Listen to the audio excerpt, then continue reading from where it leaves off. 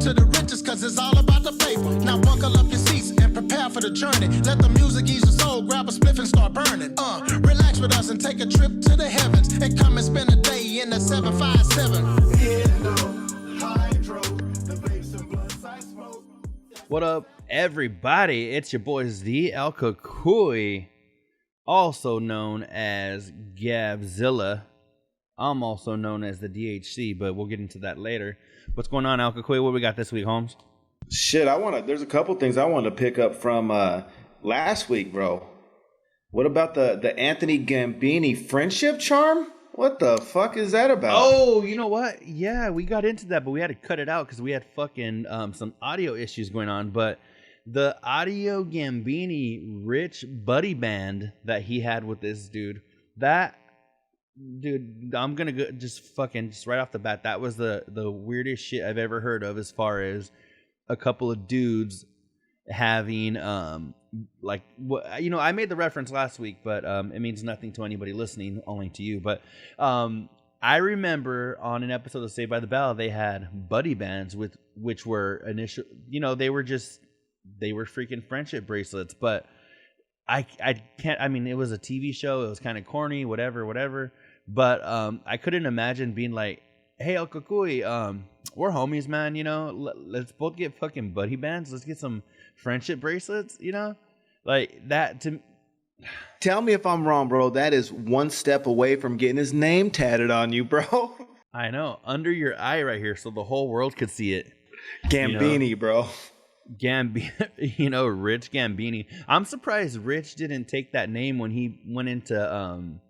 you know, because people have like their stage names and shit, right? I'm surprised Rich wasn't like Rich Gambini, you know? Richie the Bull Gambini. Oh, you know? Shit. That's his mobster name. You know, he was like Marino. It was Richie the Bull Marino or some shit, right? At one point? I think so, yeah. So, yeah, Richie the Bull Gambini. That is some shit. No, Doug, I thought that was like the weakest shit of all time. And I don't remember right off the bat. I don't remember the story very clearly, but... he had said he brought it up to that Anthony dude, right? And he, you know, I kind of feel like Rich had it in his pocket whenever he was like talking to this dude. And if it was in person, I feel like Rich just wanted to be like, oh, Anthony, you remember those bracelets? And then he's like, yeah. And then just fucking pull it out like, I still have mine, you know? And I just... Hey, did he do it? Did he do it at a Mets game and get on the Jumbotron? I know. You know, they had the kiss cam and then they had the friendship cam, and they were both like this showing their bracelets. They were like, oh. And the buddy bracelet, bro. Now, I just, you know what? I'll say this. Okay, he did it. I mean, that's Mr., you know, Couch Virginity himself, Mr. IKEA mug, Mr. 30-year-old before I had a PB&J. I mean, it goes right along with Rich Davis. And to be honest, out of him, I wouldn't expect anything less. However, I will say that, and there's no, you know, let me be clear. I'm not judging. To me, it's just a little different, and that's just not how people I grew up. Yeah. Yeah, no. But I hope they're still friends. Yeah. That it's funny. I mean, it's cool, and it's cool to have like, you know, a couple of friends like that from back in the day that it's I mean, we joke like, oh, if I give El Kakui one, yeah, we joke about that, and I understand like they were probably kids and shit, but it's still funny as fuck, because even when I was a kid, dog, I mean, and I was into some corny shit, and fucking I was still like, oh, there's corny shit, and then there's some shit that's like hovering on like you know, just, I mean, I don't, whatever, I don't want to get canceled. We can't really get canceled, but you know, I'm just gonna say there's some shit that's hovering on some lines that you don't want to be hovering on. I'll just say that much.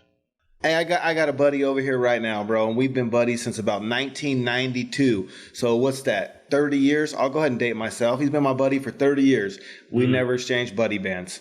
I'm just saying, but we're still buddies. So again, my thing is since they did exchange buddy brands and buddy base bracelets or whatever in the fuck they did, I at least hope they're still friends. I mean, are they at least Facebook friends at this point? Yeah. I'm sure. I'm sure they are, because think about it. Think about Rich and like his Facebook. He's got like his old principal and shit like that on his Facebook. He's got like Little League coaches on his Facebook. So if you're gonna tell me that he doesn't, yeah, he does. So if you're gonna tell me he doesn't have the fucking dude who he had a buddy band with, you know, or a friendship bracelet with. That, I mean, I'm not gonna buy it. So, you know, if he's not on there, that just means they broke up. And Rich had to block him. Yeah, you know, it's crazy, you know, that when you think about that, like when you've had a friend that long, or you know, like there's usually something like dramatic that kind of will keep you guys from fucking like not being homies or whatever, because you've been through so fucking much. Like you and your homie that you said you've been friends for fucking 30 years. At this point, dog, it would take like him fucking putting his dick in your mouth while you were asleep for you guys to not be fucking friends. You know what I'm saying? Yeah, like it would take something fucking extreme for you to be like, nah, dog, you fucking that ain't cool. Like this, I'm fucking good. I'm gonna go on my own. You know. And obviously, if you've been friends that long, fucking nothing extreme's gonna happen, or it would have happened within fucking a quarter century. You know what I'm saying? Like, yeah, that's probably why you're still friends, because fucking no one's shady. You know what I mean? Yeah. You know, I'm gonna kind of change subjects real quick, but it cracked me up right now. As I was talking to you, I thought of something that, you know, last week I was in Tucson visiting my homie, and it was fucking funny because I had told him, I'm like, hey, I'm gonna start recording right now. I was like, you can jump on if you want, whatever. I had a microphone set up for him, which, you know, I didn't realize until after I recorded that the fucking microphone wasn't on. Shit! Oh, it wasn't. No, it was kind of soft, and I was like, I didn't know. I should have said something. Oh, and you know what? He told me, he was like, yeah, he was like, when I was talking, he goes, it kind of looked like El Cucuy couldn't hear me at you know, some points. And I go, after I thought about it, I was like, it's probably because you were getting the audio from my microphone over here, so you were barely getting it. And it was funny because when what I planned to do was, if he came to sit on the couch and record with me, I was gonna turn on his mic. I was just gonna hit the little button and turn on his mic. He sat down. I forgot to turn on the mic, and I was like, "Oh fuck!" And so he had told me, he was like, "Yeah, I don't think El Cucuy really was able to hear me some of the time." And I was like, "Fuck, that was why." But it was. That's all right. Shout out Luis.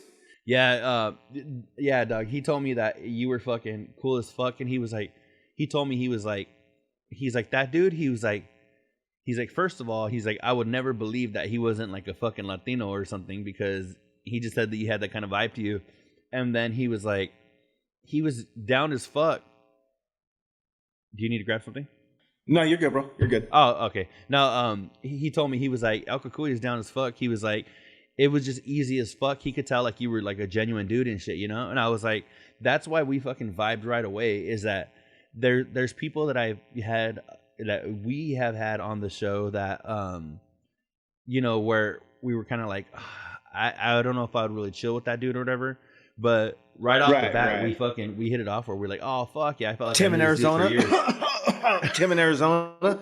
Oh, did I did say that. And Tim, you know what, Tim? And we're the show Redemption, Tim. So I mean, if you want to go and get a better cell phone service provider and call us back,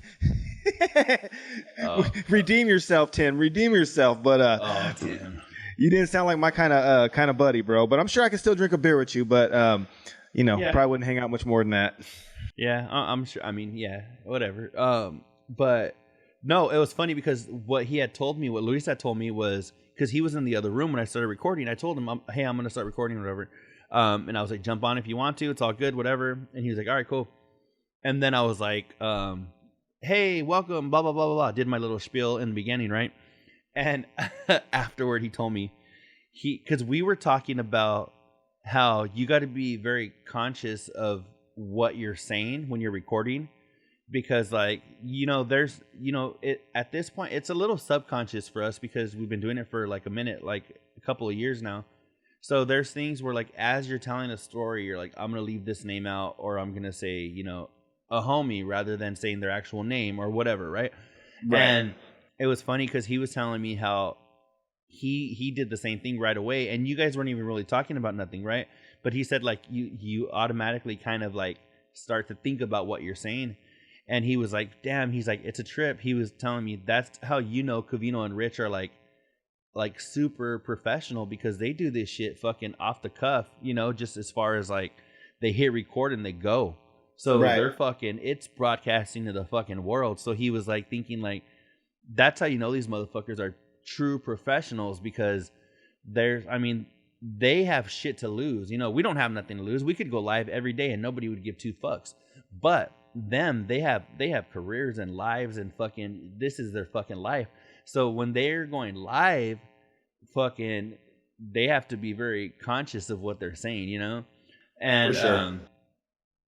yeah, but it was just funny though, because Luis was like, he told me, he was like, when you started recording, he was like, I felt like you like turned it on, like you were like podcast Daniel, you know, like, and I was like, I guess, I mean, I guess, because at the same time, you don't want to be like, hey everybody, welcome to the show, you know, you want to have like enthusiasm, you want to make people excited to listen to you, you know?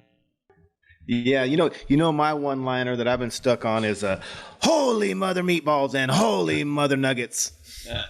Hey, we're gonna Or that get old him. man. Have you seen the old white guy? The fucking he's a hardcore Democrat, bro, and he's on TikTok, and it's I think it's Old X Pro or some shit, and he's always wearing this red hat that says WTF, and then he's always talking shit about Trump, and then the end he has this fucking laugh, bro, and he just goes, "What the fuck?"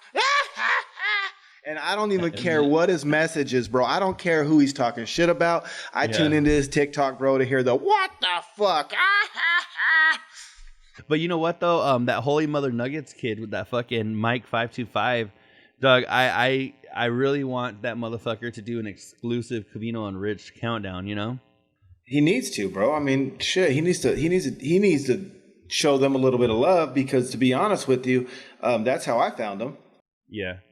Yeah, no shit. You know, and it's funny because I remember, I don't know, somebody hit him up and mentioned Covino and Rich, and he was like, he read it and he was like, Covino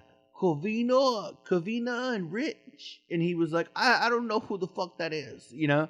And it's funny as fuck because like Covino and Rich actually mentioned it, where they were like, it's a trip that this motherfucker is getting like daily shout outs on a fucking international fucking radio show, and he's fucking in their intro with Holy Mother Nuggets, you know? Oh yeah.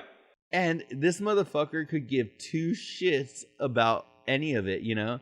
And I'm like, part of it is he's fucking stupid, because if he was smart and somebody mentioned like, hey, these dudes are fucking always mentioning you on their show or whatever, right? If he was thinking long term and smart, he would be like, hey, you know what? I'm going to hit these dudes up and I'm going to fucking do a custom countdown for them. You don't think Covino and Rich would fucking cream their pants for that shit and be like, fuck yeah, they'd be playing that shit? Like if he's like, top 3 hosts of Covino and Rich, you know? Like, all right, guys. Number 3, we have Spotty. He got buff and has muscles now, but we still know that he will be the guy wearing the Kmart sneakers. And coming in at number 1, we got Lucky Charms. They are sweet and they got marshmallows too. I could do that shit all day. Coming in at number 3, we have Nikes. Nikes are cool and classic. And coming in at number 1, we got white bitches. Those are the girls that I refuse to date. But yeah, that kid's so fucking funny, bro. Yeah, it's fucking like, I don't know if his fucking little like his little accent, you know, like his Staten Island fucking New York accent mixed with fucking his, you know, he can't say his R's, and he's like, coming in, we have Witch, you know, Witch Davis, like, but everything about it is fucking adds to it to make it fucking gold. It's fucking hilarious. It's like Luis pointed out with you, bro, that once the mic came on, you turned into a different person. Bro, once he's about to tell you what the number coming in at number 1 is, oh, bro, watch him. Coming in at number 1. Like, he kicks his shit up to the next level, dude. It's fucking dope. It is funny because if you ever listen to his shit, like the people that haven't fucking caught him, Mike 525, like 84 Rocket or some shit. shit. Mike 525. This motherfucker has countdowns, and they are the funniest shit you'll ever see, because he could do it at anything. Like, he'll do the top 5 things to eat out of, you know? Yeah. I have number 5. And it's funny because like you said, he goes from being like, number 5, we have bowls because you could put lots more stuff in it. And then when he goes to like 4, he gets like a little more amped. Number 4, we have Tupperware. With Tupperware, you can take stuff with you and you can eat it at school. Yeah. And then it's like number 3, number 2, and then coming in at number 1. He gets like all fucking amped. We have the paper plate, because when you're done, you throw it in the trash and you don't have to do dishes. You know? Bro, he fucking pumps it. And coming in at number 1, he's just got he fucking, he gets fucking amped for that number 1 where he's like, he's fucking ready to talk about it, you know. Top 5 artists of the 2000s. Let's go. Let's go. Yeah. Fucking kid. That's great. Good for him, too. Kid. That fucker's still in high school, too, so hopefully he's making some fucking change off of this shit. You know what? Even fucking what would have been more important to me in high school rather than making change is pulling bitches, you know? And, you know. Yeah, but that goes hand in hand. Everyone that had change and then the nice ride, they did pull them. You know, it's funny because I'm like, I wonder what's happening more for him. Is he getting more flow out of it, or is he fucking? I'm guessing it has to be the money because, like, was it the Luma kid or some shit that Covino and Rich interviewed or something, and they said like, I'm not sure, I forgot. They were like, there was somebody that was viral. They had on their show like I think years before I even started listening, but they had somebody on their show and they were like, oh yeah, I think it was Covino that was like, oh, so like, do you get all the chicks now or whatever because of this video? And he was like, no, just say oh yeah, I think me. I do remember that one. You know, where it was just like all like disappointing and shit. And I'm like, man, I wanted him to be like, fuck yeah, I'm pulling all the fucking dopest cheerleaders and fucking. I got head on the ride over here right before the show started. And she's gonna blow me again once I get off Zoom. You know what it reminds me of when you say I got head on the road over here? Or I got fucking whatever you said. I'm fucking. But it reminds me of 40-Year-Old Virgin, where they talk about Steve Carell saying how he don't beat off, and Seth Rogen's like, he's like, you don't beat off? He was like, I've jacked it twice since I've been here. Yeah, that's fucking stupid. Lies, bro, lies. He's like, oh fuck, that is one movie. That movie and Superbad are like. Those are 2 movies I saw in theaters with, I think, actually Luis and my friend Chris. For sure, we saw Superbad together. And, fuck, those are 2 movies, dog, that they couldn't make today, but they fucking stand up. They hold, you know, like, they hold up today. Because you know what's gonna happen, though, bro? Is we're going to do another reversal. You watch. People are going to get tired of this shit because nothing's going to be funny no more. Everyone's going to be so PC'd and censored that, you know how Gary Vee says that customer service is going to make a way back in a major way? Mm-hmm. I think raunch fucking comedy and just, I don't know, bro. They can't. I mean, I think certain things needed to be changed, obviously, because you can't intentionally hurt people's feelings, but at some point they got to draw the line because, you know, again, if you hurt someone's feelings and you genuinely didn't mean it, that doesn't make you a bad person, bro, especially with the opportunity to make it right and not do it again. You know what I'm saying? So they got to quit being so fucking PC'd about everything. You know what? It might have been a bigger podcast as far as like, I would say bigger than ours, even though we're international. Right. You know, there's I heard something where... bro, I heard they were listening to us on the International Space Station, bro. I don't know. Off of Elon Musk's Starlink or whatever it is. What you got? You got anything you're trying to get into or what? Let me see. There is... Oh, you know what? You know what I wanted to actually bring up? That I don't get the appeal of this fucking actress, like, whatsoever. And it's funny because I kind of feel like a hypocrite because she actually reminds me of like this girl that I was like in love with in high school, and we dated for like 2 weeks, right? Thought my world. 2 weeks. I thought you bought her a ring already or what, bro? Yeah, Doug. I was ready to fucking move in with her. And, you went to Jared's?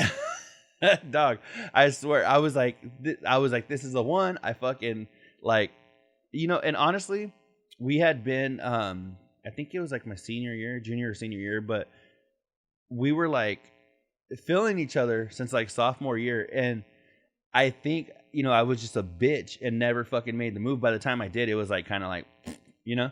But Yeah. but anyway, this actress reminds me of her for some reason. Did you get the poncha? Nah, I'll be real with that. I didn't, but but this actress reminds me of her, but I don't get the appeal for this actress. Somebody, do you know who Shailene Woodley is? Is that Travis Barker's ex? Maybe. I don't know. No. You're thinking of Shayna Moakler. Shayna Moakler. Okay. Shailene Woodley, I believe she's dating Aaron Rodgers or was dating Oh Aaron Rodgers. yeah, I know who that is. Yeah. Doug, there's something about her where she's like, I feel like I don't see the appeal. I don't see the like, you know, like there's chicks that are pretty. There's chicks that are fucking hot.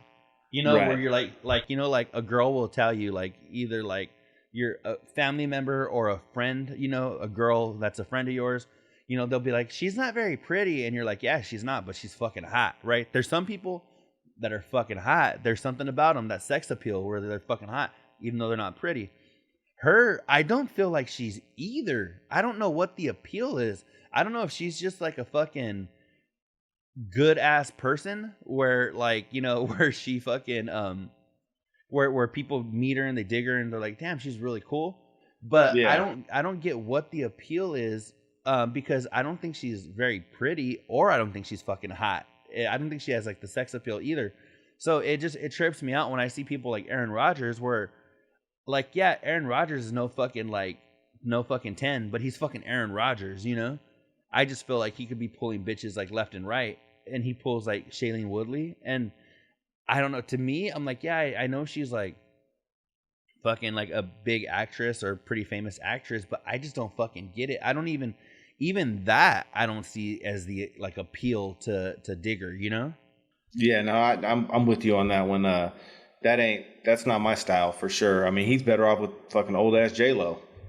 You know what I mean? Like it'd get more attention. You're right. It's definitely not the splash hit. He's not making waves by getting with that chick. You know what I mean? And wasn't he with Lindsey Vonn or who was he with before that? Lindsey Vonn? I don't remember. He was with some public figure, but she was all right. I'm not into white girls as we know on this show, but she was a better white girl than the one he's with now. Did you hear that they were with Miles Teller in fucking Hawaii this weekend? And at some point after Miles Teller fucking got punched in the face, I wonder if she did it, bro. You know what's fucking funny about that? You bring up Miles Teller. I didn't know who the fuck Miles Teller was until like midweek this past week, right? Because Really? every time they would say Miles Teller, I would picture the fucking Penn and Teller dudes. So every time I would hear Teller, I automatically thought of that dude. So I was just like, oh, it's this motherfucker, you know? I didn't know it was somebody fucking like, he's hella young, isn't he? I think he's under 40. He's between Miles 30 Teller. and 40, probably. Yeah. Yeah, no, I pictured like a fucking 60-year-old magician, you know? Yeah. I was way off on that one, Doug. I fucking, yeah. He almost looks like fucking like not Taggart on Beverly Hills Cop, but what was that other fucking white cop? Remember, it was Eddie Murphy and the two white cops that were fucking with him for a while and shit until they made friends. And there was a tall one, and then Taggart was the short, bald, fatter one. He looks like the tall one, bro. I forgot his name. Not the short, fatter one. Yeah. No, not the fucking. Well, he was a dick too. I'm always saying that because he was a dick. Yeah, I forgot. But that's Miles Teller, bro. That was his dad.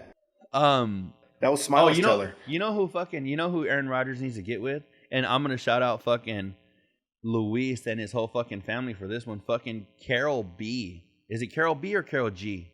Carol G, dog, you gotta fucking, I know you might be looking at pictures, but you gotta watch a couple of her videos. She fucking, dog, she's fucking bad. And, she fucking, Carol G, that's who Aaron Rodgers needs to get with. He needs to get with the fucking, somebody with curves and shit who's fucking, ooh. But he's a weirdo, bro. He's probably only getting with the people that'll fucking deal with his dumb ass because he fucking acts like a weenie. He acts like a straight weenie. He needs to quit his fucking pouting and fucking bickering. And I don't know, bro. Sports, I get it. I'm all for leverage and controlling your fucking fate and destiny. But at the end of the day, too, you know, what happened to being a man and honoring your word? When you sign a contract, you sign a fucking contract. And playing these guys, you know, and if you're being mistreated or harassed, that's one thing. But throwing a fit over stupid shit, it's like, I don't know, man. He does it often. I think, I hate to talk about fucking about Aaron Rodgers, because like growing up I was like a huge Packers fan, and even now like I'm not like a huge Packers fan, but I still fucking, there's just a part of me that can't ever let go of that, you know, because that was fucking, they were my team for so fucking long, and I just kind of fell off of football for a minute. But it reminds me a lot about like fucking LeBron. LeBron's a fucking bitch, dog. Like he is, bro. Like he fucking, oh my goodness, he's a fucking bitch. Like when it comes to like complaining and shit, and when it comes to like you were talking about breaking a contract and shit, when it comes to like either the fucking organization or the individual trying to pull out of a contract, like, right. You know what? Fucking, you know, tough noogies, you know? You signed this shit and you fucking both agreed upon it, right? Now fucking you're trying to opt out of it for whatever reason? Well, look at it like this, bro. I believe, and I could be wrong, I believe the housing market is going to crash at some point in the next 5 years. Okay. And so let's say right now you're at the peak of the market where it's actually a seller's market, because like, you know, you're falling rich and they're getting overbids on the home. People are willing to take it without even repairing the work. Like, that is not a normal situation. In most situations, you know, you go into your purchase and you have a home inspection done. They address what needs to be fixed. And in a buyer's market, you can get the seller to fix everything. In a neutral market, usually you guys will agree and meet somewhere in the middle. And right now in a seller's market, obviously the buyer's going to probably pay for everything, or they're going to sell to someone who is willing to do so. But with that being said, let's say you buy a house next month for $350 and the Kukui is right, and in fucking 3 years the market crashes and now that house is only worth $200,000. You signed a contract. You can't go to the bank and fucking make threats and demands and funny shit. Just say, you know what? When I bought it, it was $350, but now it's only worth $200. So fucking, you know what I'm saying? Like, and when you are signing with the sports team, a lot of the argument is that, well, the teams won't give a fuck about these players, and when they're done, and they cut them and throw them away. That's true. However, if you have a good agent that writes you a good contract with guaranteed, you know, length of time and a financial guarantee, you're set. It's all about the contract. So, you know, just like with running backs and wide receivers, the market has went up and down. You know, for a while they were overpaid. Now a lot of people feel like they're underpaid, but you have to honor the contract that you sign. Or do what LeBron did and KD does and sign these 1 or 2 year contracts so you have your own, with a player option out, so you have your own flexibility. But if you didn't have the right agent, or you signed some shit that you think about it like this. And I used to invest in properties, and I would always pay for extra tests on those properties, because my thought process was, if I'm going to spend 30, 40, 50,000 buying a bare piece of land, I'll spend the 2, 3, 4, 5 grand to make sure I'm not getting burned. Right? Because not only are you covering your ass to make sure that what you're buying is correct, you also make it easier to sell, because instead of making the next buyer do it, you've already got it on record. So if you're going to sign a $100 million contract, $200 million contract, fucking spend the money to do the homework to make sure that someone gets you a good one. There's a saying, bro, and I learned this a long time ago. If you get into an argument with someone, and let's just say someone calls you a motherfucker, but what you call them back in return is 2 times worse, no one's even going to remember they called you a motherfucker to begin with. And what Aaron Rodgers has to realize, like, let's say someone calls you a motherfucker, and then you punch him in the face. Now the focus is on you punching him in the face. No one even cares what they did to start it. So this dumb motherfucker's having MVP seasons, and then he's making himself look like a fucking ass clown at the end of the year by getting put in the news for all the wrong reasons. It's like, bro, you're trying to go out a legend. You will go out a legend. Just stop with the fuckery already, right? Yeah. Just go back to fucking not making headlines for the wrong reason, you little bitch. Just shut the fuck up. And I'm not a Packer fan, bro. The only thing I pack is bowls and my glass bong. But, you know, I don't hate the Packers, bro. I mean, I don't. But he's got to cut the fuckery out. It is what it is. The only thing I pack is this big ass chorizo in my pants on, but that's only. Oh, I got that one too. But that's me. You know what I'm saying? Gotcha. No, I'm Italiano, bro. There was something I was gonna say. Oh, there we go. Because you were talking about like real estate, right? And on a piece of land or whatever, right? Well, Right. what do you think? And I'm not trying to fucking bag on anybody. I'm trying to get a fucking. I feel like it's a little bit shady to say you're selling a house, right? Okay. And I know you got to look out for yourself. I know yourself is number one, right? But if you're fucking selling a house and say it leaks because there was some kind of like thunderstorm or whatever, right? And it was raining and shit. And your wall puffed out a little bit? And your wall, let's just say your fucking wall puffed out a little bit. And you fucking fix that wall before you rip that shit out, throw a new piece of drywall on that bitch, tape it, texture it, paint it, bada bing, bada boom, looks pristine. You think it's a little bit shady to not fucking like even attempt to like disclose it or fix the in this hypothetical person's defense, they may have disclosed it, but I feel like I don't know if they did. Because I kind of feel like in this hypothetical situation, I feel like I heard the person say, "Well, that's their problem. When they get it, it's as is. That's their problem." But let me ask you this: Is this person their favorite treat to make a dandy, and their favorite thing in the hot world, the whole world, is a hot dude, or a cool dude, a cold dude, a large dude? I bet, just dude, right? They love dudes. That's all I'm gonna say. But do you think? I mean, I think if I think if they disclosed it, told the people, hey, but at the same time, it's kind of like. I see where they're coming from because, yeah, you look out for yourself, right? But at the same time, if there's a leak in a roof and it's going to be a fucking $5,000-$10,000 job or whatever, like coming into your new house, you're like, fuck, man, right off the bat. Like, I don't know. I just feel like Covino would be the person that bought that house and right off the bat have to fix the fucking roof and be like, damn, I just bought this fucking house and one rainy day and now my drywall is puffed out, My fucking balcony's leaking? Exactly. Balcony's leaking, the fucking your fucking son of a bike bitch. covers That gonna fly sucks off too. and like, yeah, I feel like people like Covino that seem to have these headaches going into situations or whatever is because somebody kind of fucked them, the previous person kind of fucked them to, and I feel like Covino's been on the ass end of a lot of fucked up situations. And like, Rich and Spot will be like, oh, well, you bring a lot of this upon yourself. But you know what? I feel like he's been coming into a lot of situations where people fucked him before he even had a chance, And I just feel like if you're going to sell a house like that and you don't even disclose it, it's a little bit shady, I think. Well, number one, that's what they have when you buy a house. It's called disclosures. And I would like to tell that person, hopefully they're listening to the show, that if you hire a contractor and that contractor's using a program, software, something to write your estimate, and there are traces of it, okay? And after the work has been done and they complete escrow, the title's handed over, new buyer gets in the home. If at some point they figure out what happened, they can go back and make you reimburse it anyways because there's proof that you should have disclosed it. That's something that you don't keep secret. You have a major repair done on a home while it's in escrow, you absolutely have to disclose it.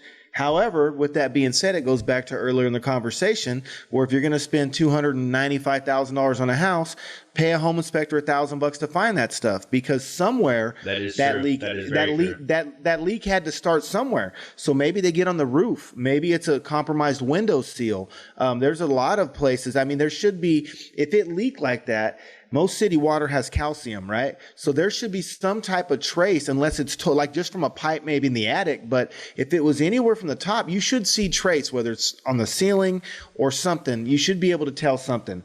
And so it's important to get your home inspections. My opinion on it is if that's what you want to do, that's what, I don't judge on that. I'm sure there's things I do in my life where people would say, you know what, I probably wouldn't do what he's doing. I'm going to do it this way. So I pass no judgment. For my own personal opinion, I don't do those type of things because I feel like I get over on them for $1,000 repair. When I buy my house in the first 2 years, it's going to be a $10,000 or a $20,000 repair because that's just the way karma works. Yeah, I don't know. Like, Although I did pull a shady one today, bro, and I can go ahead and fess up online. I haven't really told anybody that yet. I did pull a shady one. That's my advice. I'm gonna go against it and look like a hypocrite because I just do it as Comcast as I do. Oh, bro, I just got Comcast for $91 because they tried to get me. So anyways, I got a new job and whatnot. I'll probably be relocating here to Southern California in a couple of months. So my house, I killed the internet. I mean, I'm already packed. I'm out of there. And so I killed the internet. Well, Comcast snuck a sneaky one on me, and they had talked me into upgrading to the newest router. Shit was like blazing fast, bro. 700 Mbps's or whatever the fuck. It's badass. Well, all this just happened. You know what I mean? So cancel my service. No one mentioned this to me on the phone call when I canceled my service. I took the router back. No one said nothing. All of a sudden, I got a little Billy bill right now saying that they were trying to hit me for a $100 termination fee. When they never told me I was even under contract. Yeah. So I called these bastards up and said, hey, can you check my records all the way back to 2012? I said, I ain't ever been late. I said, I don't want to pay your fee, right? And so they're just giving me shit about it. And I used to do customer service. I was a supervisor for that healthcare company. So I had to deal with pissed off customers, right? So I know those calls are being recorded. And anyways, they wouldn't budge, bro. So I called back and I said, let me speak to a supervisor. And I told them that because of the pandemic, I was financially affected and I had to cancel my service and that I needed them because I suffered a financial hardship. I needed them to get rid of that damn payment. And they still said no, right? And so, but the lady had an accent. And again, I used to be a supervisor for a customer service call center, and none of us worked in the same building. We were all remote. So if you wanted an escalation for a supervisor, we use Google Slack, and basically we would Slack it and put it in the group chat saying, hey, I got a customer upset, wants to speak to a supervisor. And then they would respond. And then through, the phone app that we used, we would transfer the call. Through TalkDesk, we would transfer the call. So anyways, I put two and two together. I said, ma'am, do you work here in the United States? And she said, no. I go, oh, okay. I go, your supervisor, are they in the same room or you guys not in the same location? Because I've been on the phone for an hour and a half right now waiting. And she goes, no, they're not here either. I said, so let me get this straight. Comcast is going to outsource jobs, which I'm cool with. I don't judge it. Do what you got to do as a business to make your money. But they're going to do that to be more profitable. But they want to not let my early termination fee go that I didn't even know existed, even though I suffered financial hardship. I said, that doesn't sound like a moral thing to do. I said, these calls are being recorded, right? Well, hopefully they can use this for a training and a coaching counseling, lesson later on, because it's pretty jacked up. You guys are outsourcing work. I said, COVID-19 it's a global pandemic, and I've suffered hardship. Right. I said, I need you guys to waive that fee. And hour and a half later, bro, they did it. But I don't know, bro. What's your opinion? Was I wrong for doing that or what? No, I don't think you were. Okay, and this is why, and I'm not just saying this because you're a fucking homie. When it comes to like a corporation like that and shit, dog, for them to fucking not want to comp a $100 fucking dog, even if your termination fee was $200, come on now, $200 fucking comp for this fucking multi-million-dollar, if not billion-dollar company.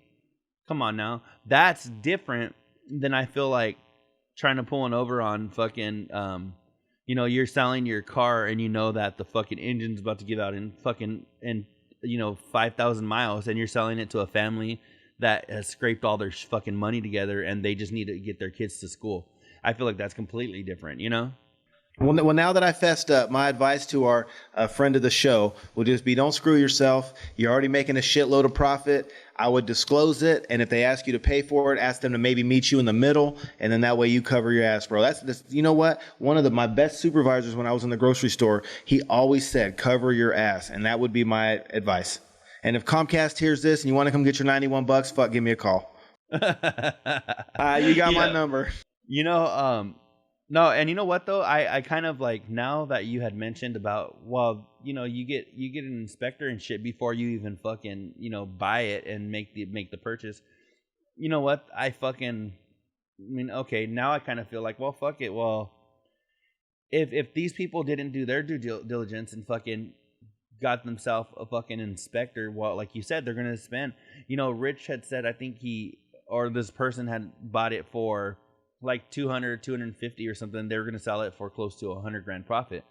Right. You're gonna fucking buy something for $325,000, and you don't fucking spend, like you said, a couple extra grand to get fucking inspector and shit, and fucking, like you said, things that are gonna be noticeable, like the fucking, like the buildup and shit like that.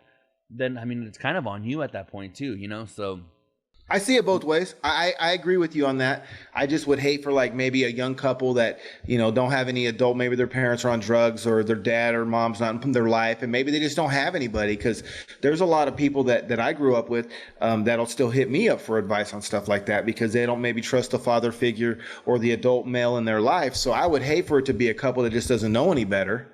You know what I mean? And then fucking Dickie Doodle Dandy Doodle Dandy. How about we just, sorry, Dickie, maybe you can edit those out. But instead, dude, if you, like you just said, though, he's making $100,000. Fuck, bro, what's 95? You know what I'm saying? Like, not only are you getting rid of the payment, you're cashing out on a great investment. And so in that situation, I would say don't be cheap. Yeah. Because I think because here's the thing. Again, if they find it later down the road, they've got proof because you hired a contractor to fix it. There's a record. That contractor's not going to save your ass over that fucking $400 repair or whatever the fuck you paid them. If they get subpoenaed in court, they're going to throw you under the bus quicker than shit. And so I think when you're making that much money and it's all profit, and it's definitely not coming out of your checking account, it's still money you're paying. It's still your money. But I think that in this situation, I probably would cover my ass and fix it, and or disclose it. Maybe just disclose it. Say, hey, you know what? Just wanted to give you a heads up. During the last thunderstorm, we noticed a little leak. We repaired it, but maybe disclose it. Maybe fix it. I don't know. I think in that situation, I would fix it, but I'm not saying that with judgment. I would understand if that person didn't. Yeah, no, honestly, after you mentioned the inspector and shit like that, I was like, you know what? Well, I'm kind of more towards the middle now. Now I'm kind of like, because at first I was thinking like, hey, this is fucked up, and now, I mean, I still think it's fucked up, but I think it's still a little less fucked up. I mean, well, fucking, you're gonna spend, like you mentioned, that kind of money. Well, and it will suck if it's a fucking like a young family or whatever, but I don't know. I kind of feel like Rich and Sarah would have the decency to like be like, if it is a younger couple or whatever, I'm pretty sure who's buying it. They're kind of like, so I'm not even tripping as much as I was before. But check it out though, dude. Here's the thing too that I just thought of. When you order that inspection, that doesn't get tacked into your loan. That comes in the real estate purchasing process. Like the appraisal, that doesn't go on your loan. You pay for that as a young buyer. So I think appraisals right now are $500 or $600 out here in California. You make an offer on a house, the bank requires you to get an appraisal. That they all require that. All banks require you to get an appraisal. So that doesn't come out of the loan or get tacked onto your loan once it closes. That's a part of the process you got to pay up front. And the home inspection, maybe there's programs out there. Maybe there's certain banks that offer programs. But in the 3 times that I bought homes, that comes out of your pocket before escrow closes. So whatever down payment you had, that's separate from the test that you order during the process. Because the tests, basically determine if you follow through with the purchase or not. You know what I mean? You do a home inspection and they find out there's termites, you can back out. And so every time I've ever made an offer myself on a house is contingent, hey, here's my offer for your home, contingent on it passing an appraisal. You know what I'm saying? It passing a home inspection, and then all the things that the title company does with make sure there's no liens and back taxes and shit like that. But there's always going to be contingencies in the loan, and the testing process. Like the shitty part is if that person's not disclosing it, they should be paying for the test anyways. Home inspections are like, I don't know, depending on the country, the part of the country you're in, $1,000 to maybe $5,000, depending on the one you get. But you got to pay for that up front. And if you don't, my theory is this: if you don't have the money to pay for the home inspection because you didn't have that extra $1,000 set aside, you probably shouldn't be buying the home. Yeah, fair point. You know what I mean? Because that's like 1 month mortgage. And if you ain't got an extra month of mortgage to fucking make sure that you're not buying a piece of shit house, then you're not ready. You know what? I want to give Rich actually some props because this week he had some fucking zingers, bro. I'm telling you. He did. Rich was fucking, I don't know. He must have been eating his fucking Wheaties this week because this motherfucker was on point with his Babe Ruth number 3. Oh, bro, that was dope. Come on, he was saying his prayers and eating his vitamins. That was fucking dope. That was, where he did attempt one, I feel like he was feeling himself a little bit, and I felt like it fell a little flat because I got that in my notes, bro. Let's see if you're talking about what I got. Look at, I got something in my notes. The one that was too forced. Is it the blowout? No. Okay. When he had mentioned, I haven't seen a blowout like this since Pauly D in season 2 of Jersey Shore. I felt like that was a little calculated. I feel like that one he might have actually wrote down and to say it, but I feel like the number 3 from Babe Ruth, I feel like that shit was fucking just off the cuff and it was fucking hilarious. Hey, I don't care what he's doing. I like this part of Rich Davis, and I haven't seen this guy in a while. And so wherever he was hiding, however they got his ass back, I'm glad he's here because, this is the show that talks the most shit about Rich, even though we love him. I wouldn't mind at all if we cut down on that. To me, it makes better show. A number 3, I think I took a number 3 shortly after they said this shit. That was fucking great. No lie, I dropped that last night at my mom's house. We got together to fucking watch the Lakers game and shit.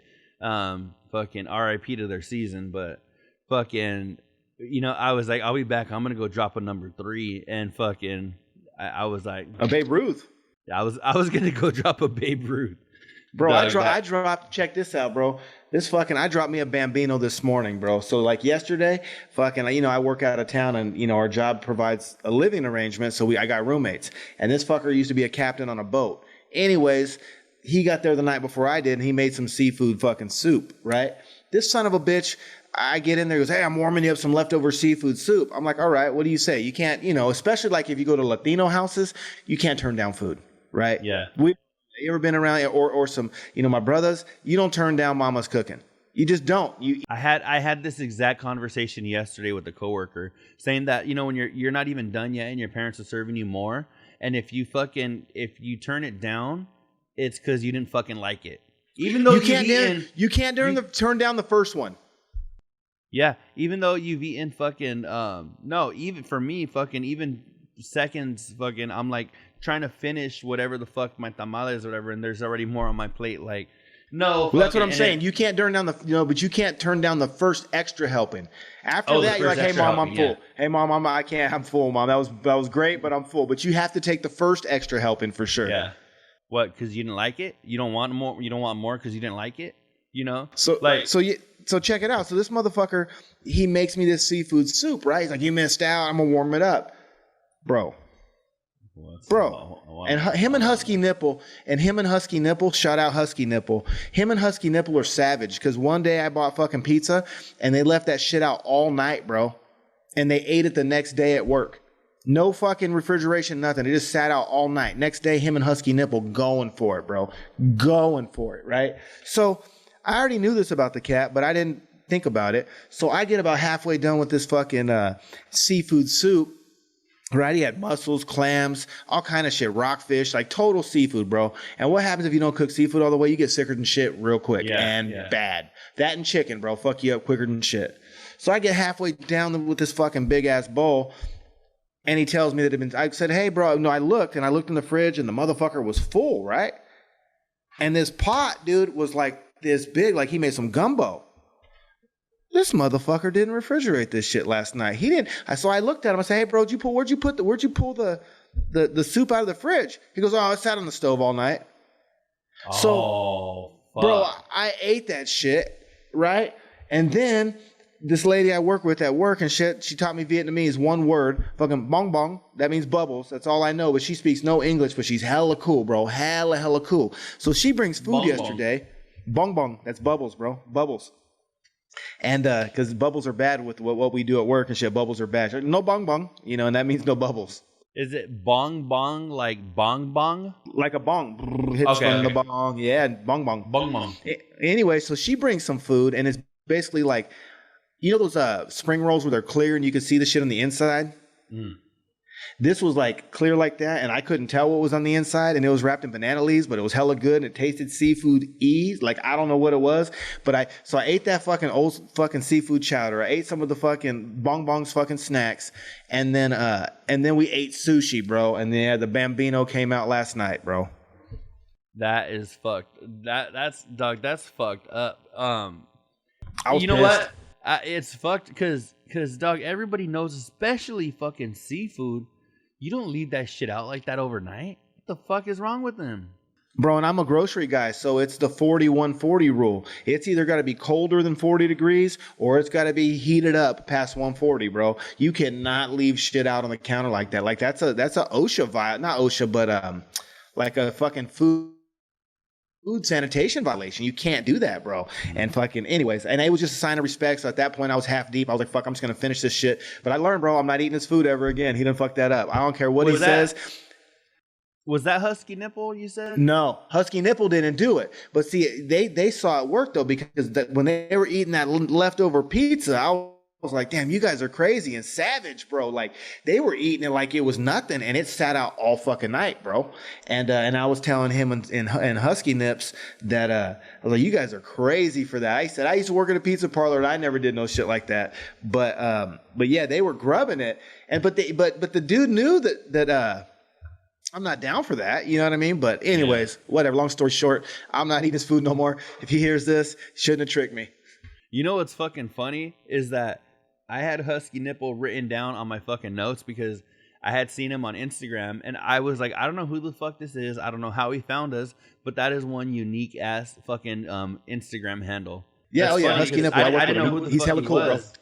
I just saw that shit and I was like, that is one unique ass fucking handle, because you can have that shit across the board. You're not never gonna find another Husky Nipple on Twitter, on fucking TikTok, on fucking the new shit that they've invented that we haven't even thought of. You already know, dog. You could let that new platform that we haven't even thought of yet, let it ride for like 5 years, and you can just make an account then, and Husky Nipple will be free. You know, you can go ahead and make a fucking an account with Husky Nipple on whatever platform, because ain't nobody gonna have that shit. And you gotta follow him, bro. He just went on vacation last week. He got back this week, and bro, he went and seen some cool shit, and he was doing some fucking dancing and shit to some music. Yeah, Husky Nipple, bro. He's got a van and he put solar panels on it, and fucking they just went on an adventure for like fucking 8 days, and him and his lady. I'm trying to see if this is the dude. Let me look him up real quick. I'm trying to see if this is the dude that fucking let me see. Where's he at? Husky Nipple. I just saw. Let me see. Maybe it was the last video. But no, I just saw something. I think it was him that I had seen fucking like dancing and shit. Yeah, bro. Yeah, he looked like he was just generally having a good time, bro. Like, I was like, fucking right. His little mustache. That bro, that's the stash. Hey, that's the bigotes, bro. That's the bigotes. You know, that's mustache in Spanish. Yeah, I gave him a nickname the other day. I said, hey, bro, I'm just going to call you Don Bigotes, because he's got, bro, that's a porno stash. That is fucking hilarious. Yeah. I don't even think I can grow a stash like that, bro. Fuck no, I know I can't, because, Doug, my shit.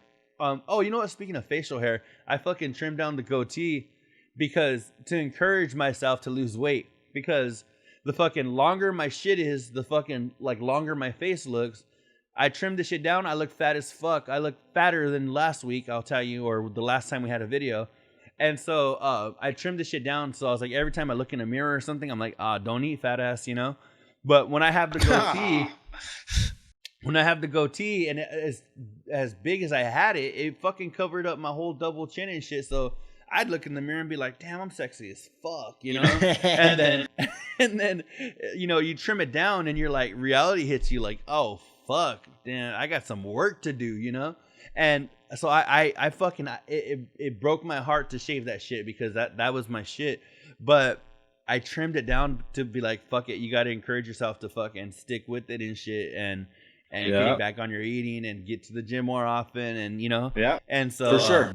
But fucking when I saw that shit, dog, that bigote that this motherfucker had, I was like, bro, that is fucking hilarious, because it is thick as fuck. And he rocks the shit out of it too. And it looks like it fits him. It looks from just going through his shit. It looks like he has a full head of hair too. This Yeah, he's good. He's got a fucking ponytail and a big ass fucking mustache. Hey, you know what? And you know what's on top of that, bro? He's generally a cool ass dude, bro. He don't get his feathers ruffled. Oh yeah, bro. He's always smiling and shit. Gives hugs to everybody, bro. He's cool as shit, bro. He's a hella cool. I ain't seen him pissed off yet. Yeah, that's fucking cool, man. Not just looking through his shit. You know what? Actually, I wanted to give a couple more shout outs on just fucking people like, remember Jeremy Cole? Remember J. Cole that we fucking it was his fucking birthday. Actually, what's today? June 4th. So tomorrow, if I'm not mistaken, June 5th is Jeremy Cole's birthday. So shout out to him. A big zoom on the moon. That's the homie. And then little fucking Jackson Optimist. I haven't fucking talked to Green Optimist in a minute. I hope you fucking Jackson, everybody's doing well. And then shout out Steve Covino and Big Steve.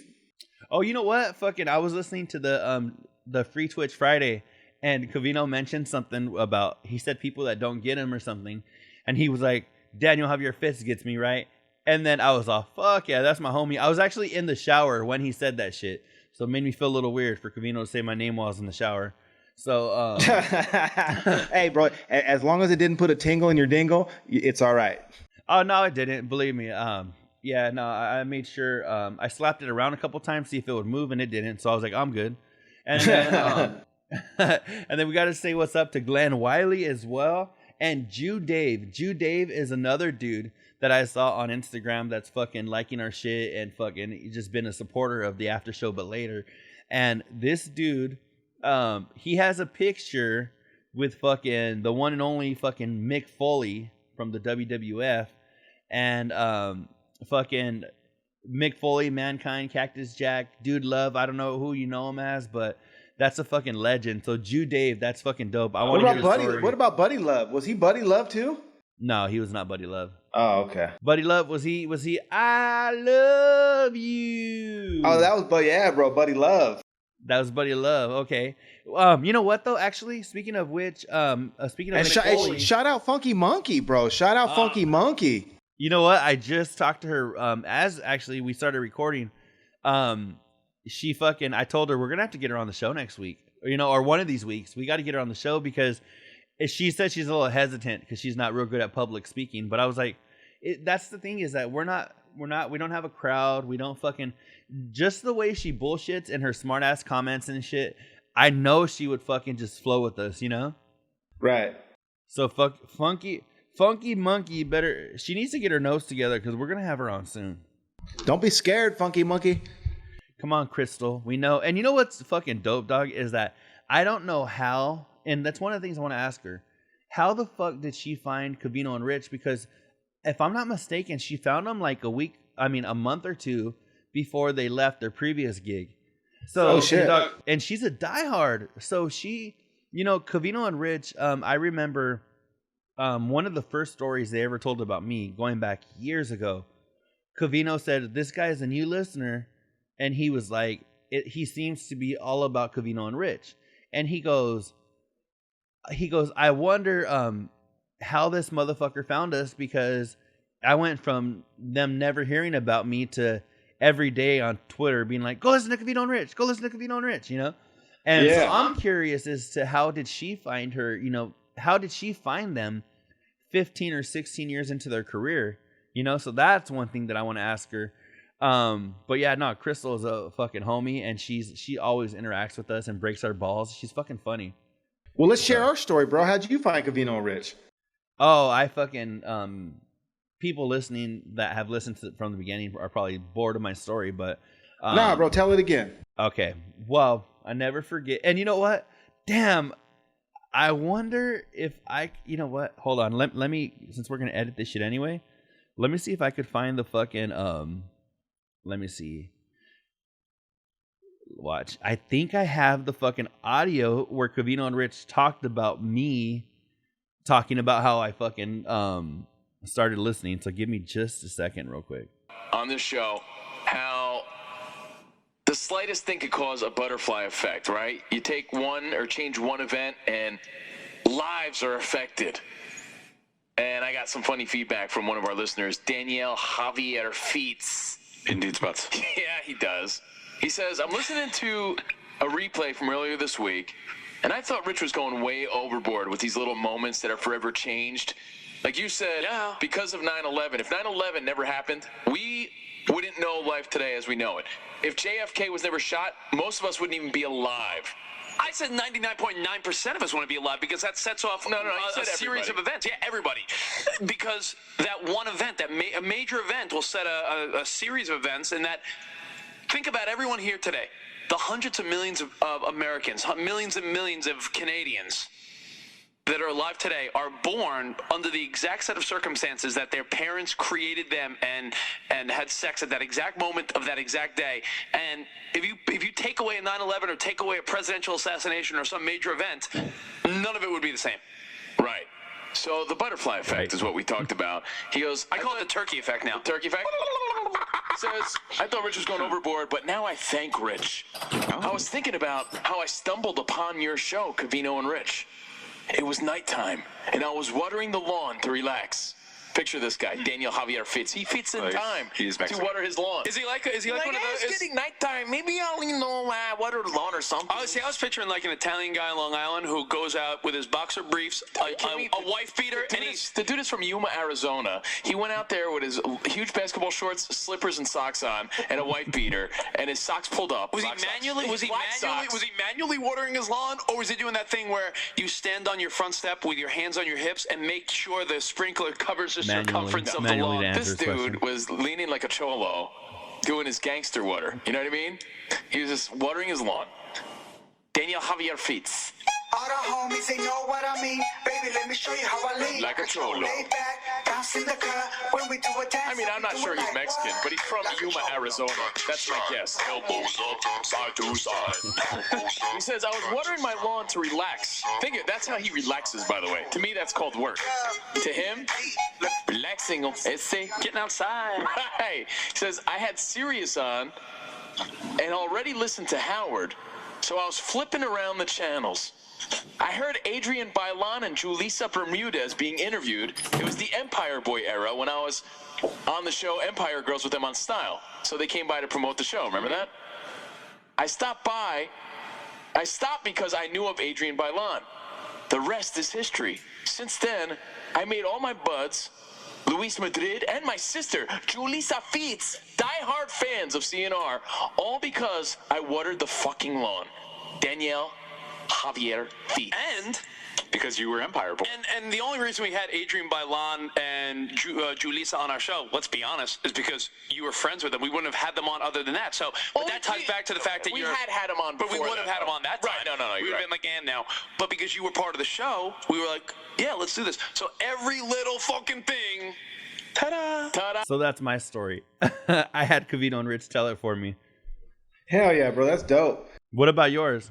I found him, bro. I used to drive all the time, and I was always in the car, so I had Sirius, and I got it for the comedy. You know what I mean? And then I was just flipping through it, and we check out the Playboy channel and whatever else they got, all the sports channels. You thought you were gonna hear some titties? I thought I was gonna hear moaning, bro, or something. I don't know what I fucking. Your Playboy channel. Let's go. Let's go. Top 5 Sirius XM channels. Top 5 channels that turn me on. Let's go.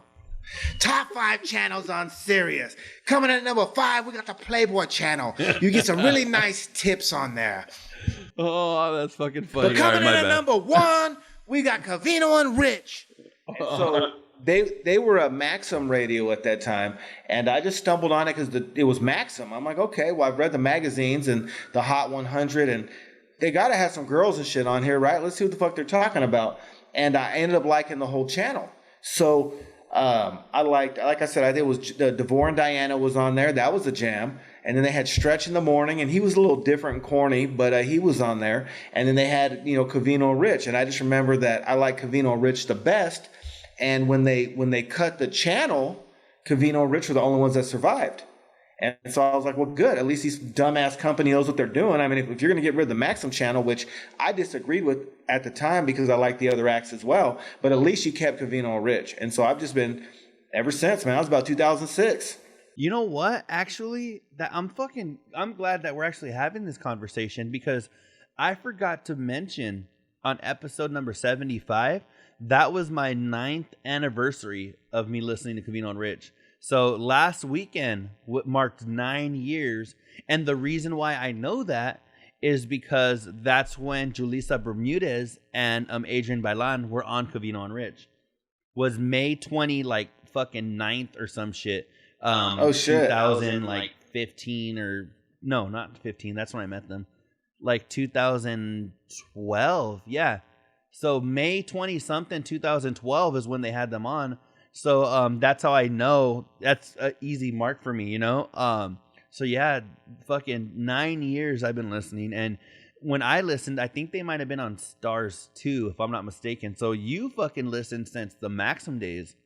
Yeah, and I like, and like I said, I was a fan of the Maxim channel. Like, I like DeVore and Diana and Stretch too. And then I remember, I think I followed him on like Stretch on Facebook for a while after that. And I know he did some other jobs or whatnot. And he was on like local LA radio, but not Covino and Rich. They're the only ones that survived. And none of the other radio shows, you know, when Covino and Rich say they're the most interactive show on radio, they ain't fucking joking. And I think like right now they're super, like they're probably at the height of the interaction, but they were interactive back then. Covino did have the fastest finger in the East, but they would still take your call. He didn't like what you were saying. You were getting the fucking hook like the Showtime at the Apollo. You know, he was going to fucking yank your ass quicker than shit. But he'd come out with a broom and sweep you off. Yeah, but you know what all that did, and Covino got me a couple of times, bro. I'm not gonna bullshit you. In the earlier days, there were a couple of times where I didn't even finish sentences, and that finger was acting up already. But it also made you think about the next time you were gonna call in. It made you choose. I think that's where for me, that was the connection started. I knew that if you Covino groomed you. I think so, bro. Well, he groomed the way I interact with that show. Because, like I said, in the early days, if you came with some corny ass cornball shit, or if you didn't agree with them back in the day, but mostly if you came corny, he wasn't even letting you finish your sentence. So it didn't upset you. It just made me like say, okay, okay. They talk about a lot of shit that I agree and don't agree with. So let me just pick my passion a little better. Like when something really feels like I got to chime in, cool. Let's just not chime in because 20 things they talk about a day all sound cool and you can relate. Let's wait until it's a heated topic where you feel like you have to. And you know they're going to give you the platform to do so. You know? But it made me calculate my my opinion, not really calculate my opinions, but it definitely made me think out what I wanted to say it back to myself. Is it a good point? Because I didn't want to get dismissed, bro. I didn't want Covino's finger to fucking give me the fucking delete. No, you know what? I've only probably in the whole 9 years I've listened called in less than 5 times. But you know what? You make a good point though. You know that when you call in, is this something I'm passionate about? Is this something I'm passionate enough about to make a point or disagree with them or whatever? Because there are people that haven't got the memo that they shouldn't be calling in because they just call in with like a stupid fucking comment or not really. Hey, I agree with Rich. And that's all they have to say. You're like, well, fucking elaborate, motherfucker. Like, don't even say I agree with Rich. Just get on there and start making your point. You know, and I think like I was joking about Covino grooming you. You know, I think that just listening to callers and shit, I think that I kind of learned that as well because I was like, oh, these people they're gonna let you on. They're not gonna like be dicks about it. They'll let you on, but fucking hey, come on, hurry up, make your point, fucking be funny, have something good to say, or we're gonna fucking move on. You know what I'm saying? Right. They're gonna move on. But I think too though, like it also, you know, you said grooming, but at the same time, what it did is it gave me such a connection and an appreciation for that show that I didn't want to let all the other listeners that you know are out there that they talk about and that you've heard call in. If you're diehard and you listen all the time, you know the Marlon 5-0s and the Jason and Tampas and, you know, fucking Doug from I Love Roadhead and you know Black Eye. I mean, you know the Nervous. Well, where's Nervous Matt? We'll get into that later. I miss Nervous Matt, bro. Remember when they used to play the piano? I think he still calls in sometimes. If I'm not mistaken, there's been like maybe twice in the last like 6 months, but he's always in his office. You know? Oh, okay. He's always and he's really quiet. And he's like, "Hey, Covino," and yeah, because he doesn't want to be too loud. I don't know if he fucking is like a cubicle, not necessarily an office. I don't know. Well, but you know what I'm getting at is that I feel an obligation to not only Covino or Rich, but to the rest of the listeners to not call and waste the show on some cornball stupid shit. Yeah. Like, you have the ability, if you have a great opinion and you're good at articulating that, to provide a better listening experience for all of us, or we can all just say, what a dumbass. Right? But don't fuck up the show. Like, don't interrupt the show with some stupid shit. If you're going to call in, have a good point, be interactive, be engaging, sell that point, and then we appreciate as listeners, because I don't want the listeners to listen to me calling with dumb shit. Dog, I know you didn't hear it. I'm like 90% sure you didn't hear it, but I got to find a clip. You know what? I wonder if I have it. There was one time that I called in. Do you remember me calling in? You may not. I really doubt you do. But do you remember me calling in and getting rich with the fucking with the D's nuts joke? No. I got fucking let me see. Jake was there at the time, so this was like a couple of years ago. And you know what, bro? You and Luis must have been riding together for many moons, bro. Because if they're bringing up Luis on the that's what I thought was fucking funny as fuck right now. That's cool as shit. I thought that was funny as fuck because I fucking I'm always like talking about him and making my stupid comments and shit, and he was on last week, and dog, that fucking call or that shit that they read was from more than 6 years ago, because I met them 6 years ago, and Luis met them 6 years ago. July 3rd, 2015 is when I met them, and it's funny as fuck. That more than 6 years ago, I guess it kind of goes to show you, like, you know, where Covino says no matter how much time passes, he'll listen to an old show and 90% of the time he agrees with himself.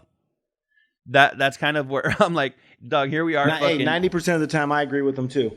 It's funny as fuck because you listen now and you're like, oh fuck, like that was so long ago and I was still talking about the same shit, the same homies, it's fucking funny. I can't find it, but there was a time I called in and I had asked Rich I was like, Rich, I know you don't practice it anymore. I was like, but did you grow up Catholic or Jewish?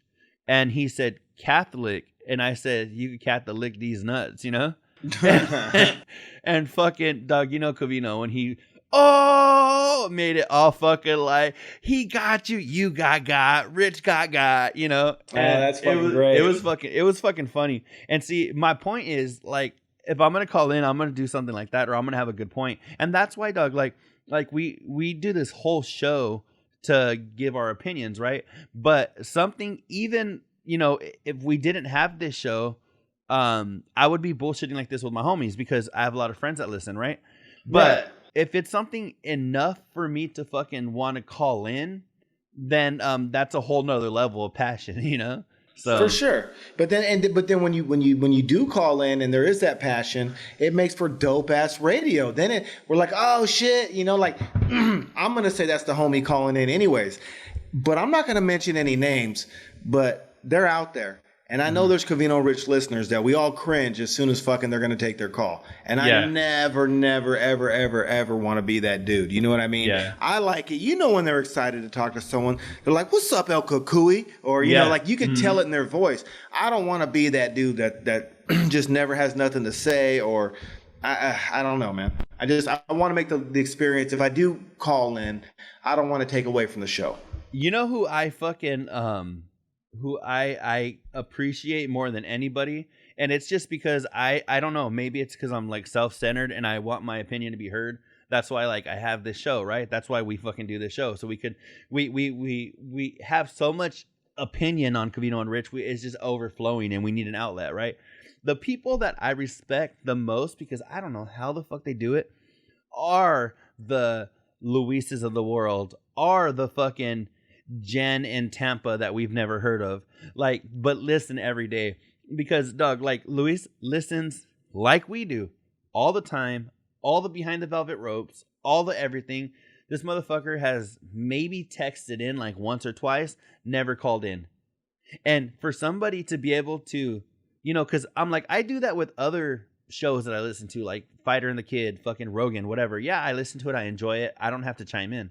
But being that Covino and Rich give you that avenue and they allow you to, I couldn't sit there and just shut my mouth. I have to, like, every day I'm texting them. I'm on the in-show thread. I'm fucking, I'm like, I want to be heard. Like, I fucking, my opinion means something, like, because I know fucking Rich is wrong, or I know Covino's right, or I know Spot's right, or I know whatever. I'm like, I just feel a need to chime in, being that they're so interactive, and the people that never have interacted, I don't know how the fuck you do it, because maybe I'm just too fucking loud and I'm just a fucking obnoxious, What about the ones, bro? So since we're on the topic, it brings up something that me and you have talked about in the past. I don't know if we've shared it on the show or not, but what about the ones that are texting them while they're doing the show, that have their personal numbers, that are texting them while they're doing the show? What do you feel about that, bro? I mean, we won't have to say any names, Mouser. But I think there's a couple of people out there that actually chime into their personal phone while they're doing the show. And I could be wrong. And if Covino or Rich are listening and they feel the need to correct me, hey, go for it. I think we talked about this a week or two ago.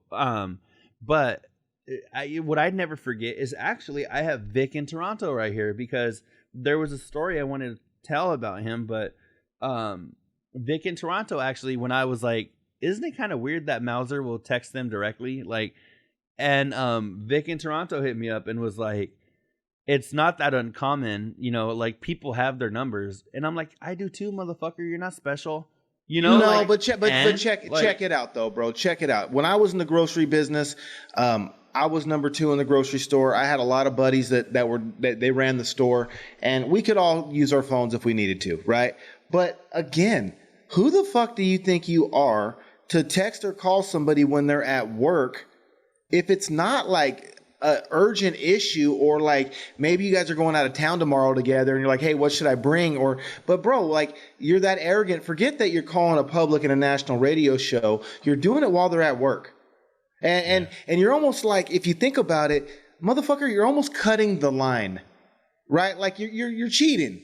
You're not playing by the rules, whether you have that relationship or not. Like, would they not recognize your username on the fucking Twitch chat? Would they not see you in the Patreon? Like, why do you feel the need to cut the line? And also, are you so entitled or feel entitled that not only do you feel, we just talked about it, like, you can't just chime in unless it's personal, the issue hits home. Like, there should be a code. So what code do they have that says, I'm just going to text him directly while he's on the job? You know what I mentioned? I either mentioned this on a previous show, which was maybe 2 shows ago, or I dreamt it, and fucking, I'll have Funky Monkey tell me if we've talked about it before. But the one thing the reason why I feel like not the reason, but one of the reasons why I like to text their general number, or I like to be on the in-show thread or whatever, is because if they do read something I say, like a couple of weeks ago, it was kind of just a passing comment that I made, where they put up a picture of Covino like right after Melody was born, right? And I go, is that, I had put in the chat or something. I was like, is that where Puff Daddy got his name from? I go, because after he became a daddy, he got puffy. And Covino ran with that shit for like 3 weeks. He would mention it like once a show. And I was like, I thought it was fucking funny. To me, that wasn't because I texted Covino. I mean, I could have easily texted him, hey, Covino, do you think that's where Puff Daddy got his name? Blah, blah, with the same shit.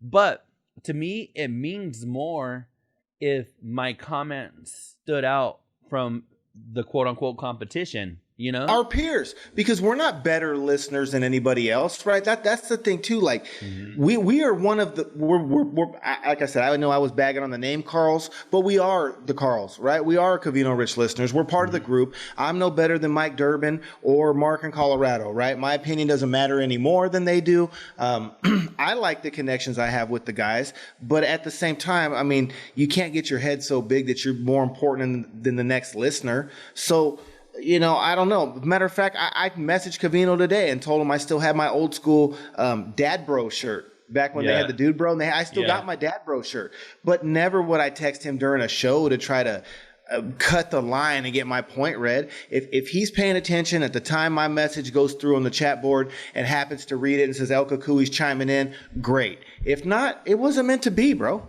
You know what? You know what I think? I kind of think the way I kind of separate it.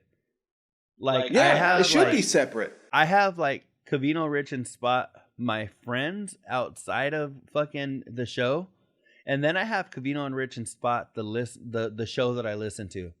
You know, so if I'm texting Covino about something like, hey, check this out, or fucking, I saw this was this shit was fucking funny, check this out, or whatever, or hey, I edited this video. Like the other day, Covino was talking about the Mike Tyson video that I edited for them.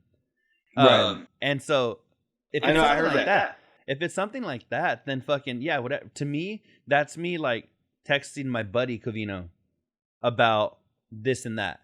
If it's on the show, it's cool. Now I'm interacting with the show. I'm texting Covino, the radio guy. You know what I'm saying? So, but you know what? You also have a cool story, because, you know, I'm going to use an example we just did right here on our show. Husky Nipple didn't know we were going to talk about him today. He didn't pay for promotion, right? We just thought it was cool. We thought that the profile was cool. He's a cool cat. He's a good dude. We ran with it and had a conversation, and it's genuine. You know what I'm saying? I don't want them saying something about me because I'm bugging the shit out of them. Yeah. You know what I mean? Do some cool shit that they appreciate, and then they bring it up because they think it's cool too. Oh, you know what? Speaking of interacting, I want to talk about Spot and his fucking Harry Potter glasses. Oh, bro, he's got to grow up. He's almost 40. He needs to have kids so he can live that shit through his kids, bro. He's too old. He is 40. He's too much of a grown man where you got less roadway of life in front of you than behind you to be still fucking, you know, spazzing out over a fucking kids movie. Dog, it cracks me up. Fucking wizards and warlocks, bro. Put the wizard fucking spell fucking wand down, bro, and fucking come on, Spot. I just have a question. Okay, let's take away the wizards and wands and the Dumbledorfs and all that shit. Fucking okay. What do you think of him with the glasses from a perspective of not knowing that they're from Harry Potter? Do you think he looked cool in them, or do you think he looked kind of goofy? I think for the purpose of recording for the Covino Rich show, he looked like a fucking goon.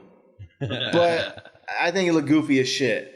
However, I think that in the right setting with because all he did was throw the glasses on. Now, I think if he had the right outfit to go with them and he cleaned up a little bit, that he could look like a little respectable. I mean, it could. I think they could have, depending on. You're like, is he sophisticated? Is he a hipster? I'm not sure what angle. I agree. In the proper setting, it could be, you know, it could be something kind of cool, a little different. But I just thought if he was gonna wear those like everyday glasses, he'd look like a fucking dork. And I told, I texted again their general number, and right. I said, Rich, 412 the letter C in our show. 412 the letter C in our show. I texted them and I said, Rich, I couldn't agree with you more. I think I said Spot looks fucking lame, right?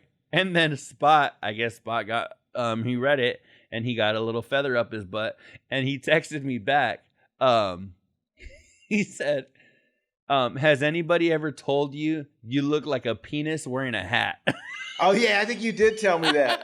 Oh, that's fucking great. So it fucking that, and see, Doug, that's funny to me to where I could have easily texted Spot directly. Hey, Spot, you look like a fucking dork. What are you thinking, right? To me, it meant more that Spot was triggered by that to where he turned around and told me he gave some thought about it. You look like a penis with a hat, because you go, okay, I'm always wearing a hat in the show. I look like it made me laugh because he went out of his way to text me back and make a comment that was accurate. You know what I'm saying? That's why it made me fucking laugh. Oh, that's fucking great. But yeah, I just wanted to know what you thought about the glasses because I thought he looked like a fucking dork. I think that in some of Spot's pictures, he cleans up really well. So I think bottom line, if he had on the right attire, and he put those things on, it could probably make him look a little more respectable. But a lot of times during the show, admittedly, he hasn't even showered and he just rolled out of bed because he's lazy and he gets to do the show from his living room. And I think so when he's just tank top Spot and fucking, he's looking kind of fucking not well kept. Yeah, he looks like a goonburger. But, I'm sure he could clean up nice, put them on, and it look respectable. Yeah, no. There was. I know you said you had a couple more things. What else do you have? Because I'm looking at shit right here. I'm gonna run through them quick. Then what about when Rich's joke fell flat when the coffee lady said that she pulled it out too fast, and he responded, "What do you think?" That's what she said. Okay, the one thing I did have that I also had that on my notes. The reason why I have that on my notes is because that's what she said. Rich insisted that he was quoting, The Office. Oh, it's an Office joke. The Office. Doug, am I fucking crazy? Or have we been making that joke since the fucking 80s? That's what she said. Yeah, and not only that, you can't. Yes, we've been saying that shit for a long time. The answer is absolutely yes. But how stupid that sounds would be like trying to blame Welvin the Great because you gave someone a D's nuts joke. Right? Like, it is what it is. If you say some stupid, corny shit and it falls flat, like Covino's jokes with Derek Poundstone, just fucking own up to it, bro. And like when I had fucking Hawkzilla, that was terrible. Bro, we fell flat, but we own it, bro. It happens. You can't fucking, be on point every time. So no, bro, it was, especially with a young girl, he looks like 40-year-old virgin right now, bro. Steve Carell and fucking, I don't know. I can't even, I know a couple of years back, I said some shit with my chick at the fucking supermarket, and the lady said something, and when I said I forgot what it was, I'll ask my chick, and fucking maybe next show I'll share. But it was something corny like that, and the lady just fucking cracked a weird smile, and fucking that was it. It kind of fell flat too. But that's when you just move on, bro, and you get past it, and it is what it is. I'm just curious. I'm like, I wish we could get that barista on the fucking show, because I want to know if she took it as, oh, lame dad joke, or if she took it, or if she took it as, oh, handsome older dude being funny, or if she took it as, oh, that guy's old and he's a pervert, Or maybe she thought he was a handsome dude with a hot wife who wasn't giving it up, and maybe he was trying to stray. There's a million possibilities. But see, and the reason why I think there's so many scenarios in that is because it is a sexual joke. If it would have been just like a dad joke that fell flat, that's one thing. But when he's like, that's what she said, because she said, oh, I didn't pull it out in time, or whatever the fuck it was. Like, so it was kind of sexual. It was a little risque or whatever you want to say. But if to me, I'm just like, ooh, I don't know if I would have made. I mean, of course, know your creep factor. Of course, I'm way more creepy than fucking Rich, right? Because Rich is some white dude, right? And I'm fucking, but you can't let the white disguise fool you. He's a creepy bastard. He's creepy, bro. Remember, this is also coming from the dude that says every time he walks by and his lady's reading a book, he kind of smacks her with it or rubs it on her. Remember, he used to say that shit all the time. You can't walk by and not like touch her, make it touch her, or smack her with it or rub it on her. Remember when he used to say that shit? No, was he the one that said that he would like drop his fucking wiener in like the book? I think that was a similar story. Yeah. Like, she would be reading, he would just like put it in the book, like on top of it, like, hey, do something with it, won't you, or some shit. And so I'm a horny motherfucker myself, bro, but I don't do that. So he's like next level, he's a level up, bro. Rich Davis is a level up on even my ass. And I think he's a level up on a lot of shit when it comes to like To a lot of shit. I'll just leave it at that. To a lot of shit, you know? I think when they stick a pinky in his butt for his 40-year fucking checkup, he's like, ooh. Oh, man, what was another one you had?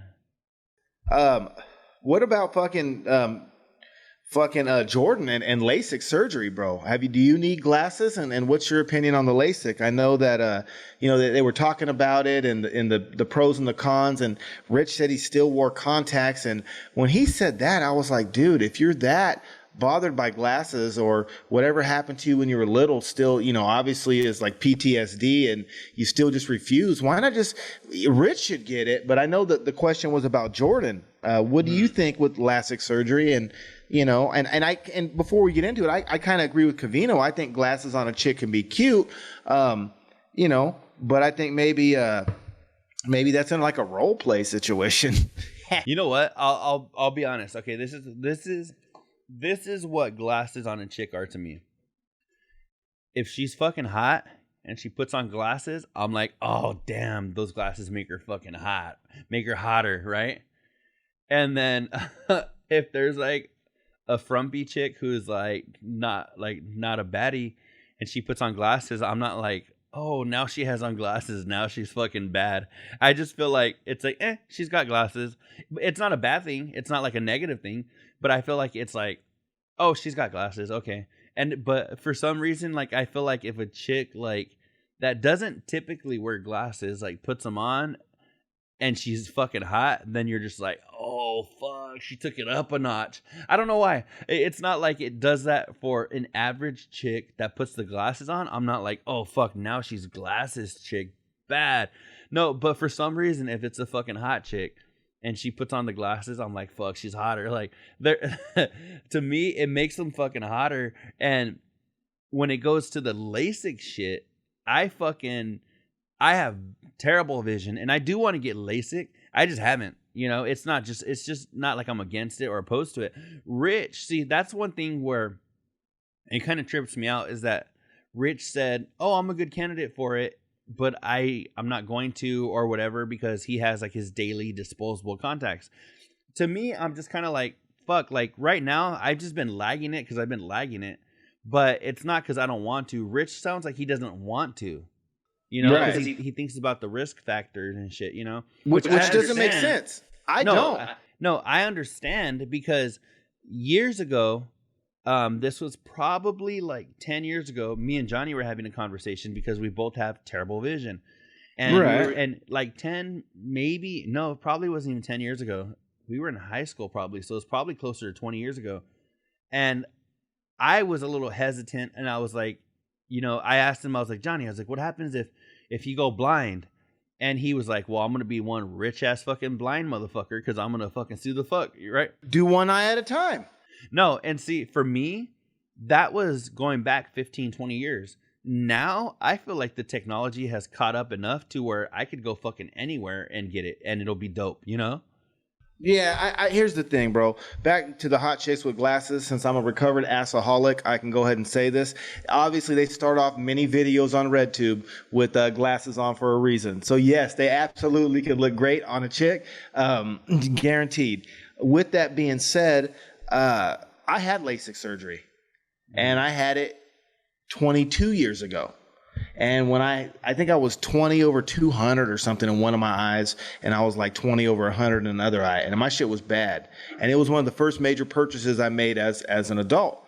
It cost $2,100 an eye, and it was $4,200 back then. They let me make payments. But here's the thing, bro. We got 5 senses. You got smell, you got taste, you got sight, you got touch, and I don't even know what the last one is because I'm chiefed. But hearing. Bro, you for 4Gs, you wouldn't perfect one of those senses? Like, what if you could hear fucking an extra 100 feet? You wouldn't pay 4Gs to be able to hear fucking down the street? I would. No, and you know what? Actually, one of the things I think back in the day for me was, I don't think, and I could be wrong, if you're an optometrist, go ahead and fucking call me out. I don't give a fuck. But if I'm not mistaken, I have a bad astigmatism in either one of my eyes, and both of my eyes. I have one in my right one. And going back, I want to say it wasn't as like common for them to do it on people with an astigmatism.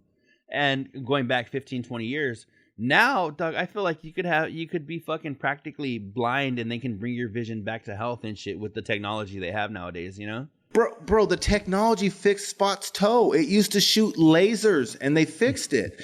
You think they can't get you 20/20 vision? Yeah. I'm just saying. So the process is like this. It takes about an hour total, and most of that is prep time. You go in there. They got these fucking drops. They're like Visine. They don't burn. They don't have a scent. They put a couple in each eyebrow, and you can't feel shit. The only thing that people might not like is they do clamp your eye open, because obviously the fucking laser can't get your lid or no shit like that. And they go in there and you got this protective little flap, like glossy flap that covers the actual eyeball. They cut it, they fold it back. But as hardcore as that sounds, you can't feel a thing, bro. You can't feel shit. But you can't feel nothing. And then you stare at the laser, bro. There's a red dot, and they tell you to stare at the red dot. It takes about 30, 45 seconds an eye. They just brush the fucking flap back down. Just like biting your tongue, it clears up in a couple of days. That shit heals quicker than shit. They send you home with another bottle, which is medicine, to make sure the eye doesn't get infected. You sleep with fucking bug goggles for about a week so you don't rub them while you're asleep. Your vision is sensitive to light for like the first day or two. Other than that, bro, it's it. I was back at work the next day. Yeah, that just hearing about that, about cutting the eye flap and all that shit, it's fucking gnarly. 365 days in a year, right? Rich has probably been putting those contacts in for what, 20 years? How long until one goes to the back of his eye?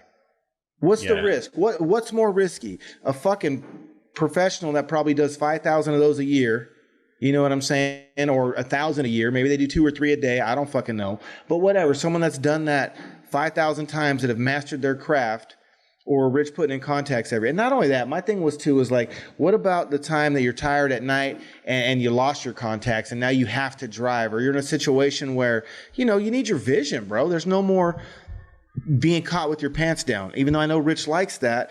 But at least that way you're always prepared. For what, dude? 4 G's? He just made 100,000. Hey, bro, you just made 100,000. Oh, well, it wasn't for Rich, but you did. You made 100 grand on your house, Rich. Go spend fucking 4 grand, get your eyes fixed. I'm just saying, bro.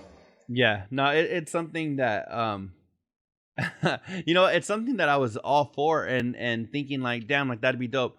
And then when you mentioned the pulling your eye forward and shit, now I'm getting a little queasy thinking about it. I'm just like, fuck.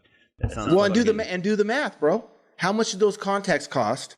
How long has he been wearing them? I paid $4 grand in 1999. Okay, yeah.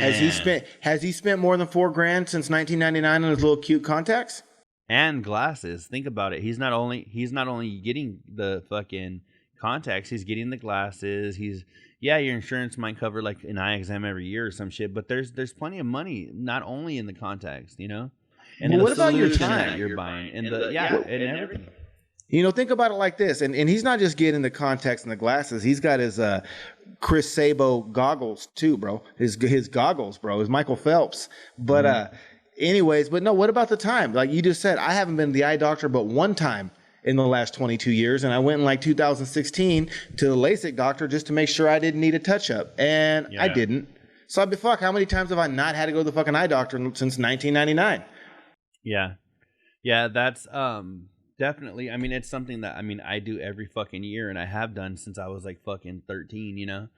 Bro, I go to the Sunglass Hut more than the fucking eye doctor. Yeah, you know, you know what? I might have to look into my insurance and see if it covers LASIK, if it does, if it doesn't, whatever. And then in a couple of years, once I get it done, I'll be like Covino. I'll be getting my eye exam just for them to tell me that my shit's perfect, and then I get a free pair of sunglasses, you know?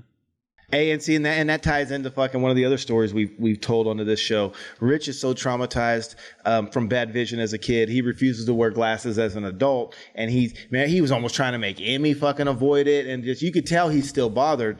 Me, I'm bothered by fucking having to memorize the letters at the DMV because I don't want them to put he needs glasses on his driver's license.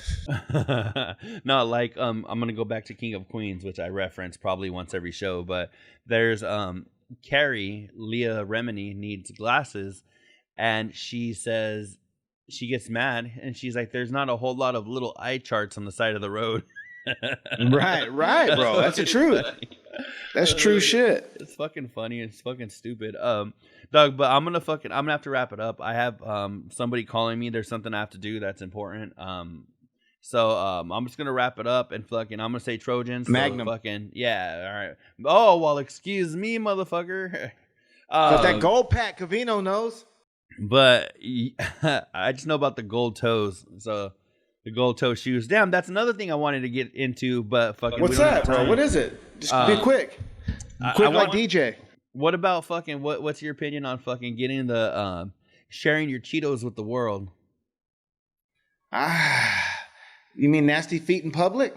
Not even nasty. Okay, what happened was Covino and Rich had a discussion on their Free Twitch Friday that there was some dude that posted a picture of him like, I don't know, doing something or whatever, but it was like, maybe it was like his, like, you know how like chicks take the picture of like their knees when they're at the ocean or some shit, right? And it's like, I don't know if they're hot dogs or legs.